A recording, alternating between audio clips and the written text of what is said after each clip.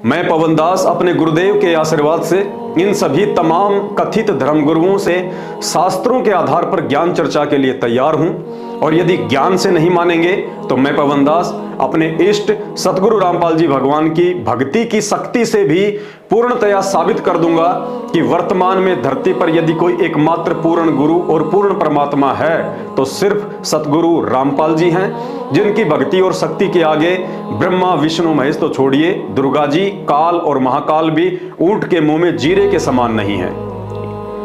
इसके अलावा धरती पर किसी भी साधु संत महात्मा के पास पूर्ण मोक्ष प्राप्ति का मार्ग नहीं है। यह भी साबित कर दूंगा कि युग परिवर्तन 2028 के बाद जो महापुरुष भारत देश को विश्व गुरु का दर्जा देंगे वह महापुरुष सतगुरु रामपाल जी ही हैं। विश्व की तुलना में यदि भारत देश को आगामी महाविनाश के वक्त कोई महापुरुष कम से कम नुकसान होने देगा तो वह महापुरुष भी सतगुरु रामपाल जी भगवान ही है। दुनिया आगामी महाविनाश को देखते हुए दिन रात यूट्यूब पर जिस कल की भगवान को खोज रही है, वर्तमान में वह कल की स्वयं सतगुरु रामपाल जी ही हैं।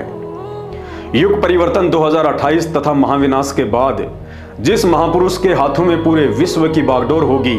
जो महापुरुष पुनः सनातन धर्म का परचम लहराएगा, हिंदू मुस्लिम सिख ईसाई इन सभी संप्रदायों को पुनः सनातन धर्म से जोड़ेगा, वह महापुरुष भी एकमात्र सतगुरु रामपाल जी भगवान ही है। जो महापुरुष आज धरती पर हिंदुओं का राम, मुसलमानों का अल्लाह, सिखों का वाहेगुरु और ईसाइयों का सच्चा मसीह बनकर साक्षात प्रकट है और लीला कर रहा है, जिन्हें आप जिला हिसार हरियाणा की जेल में बैठा देखकर मजाक उड़ाते हैं, वह महापुरुष भी सतगुरु रामपाल जी भगवान ही है।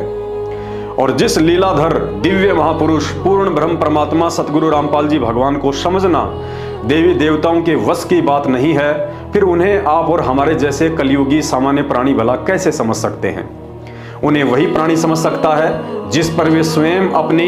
दया दृष्टि करें, और उनकी दया दृष्टि व सद्बुद्धि प्राप्त करने के लिए पहला नियम है कि निष्पक्ष होकर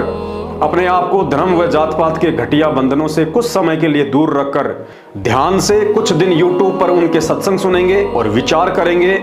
तो निश्चित ही आपको वे समझ में आएंगे।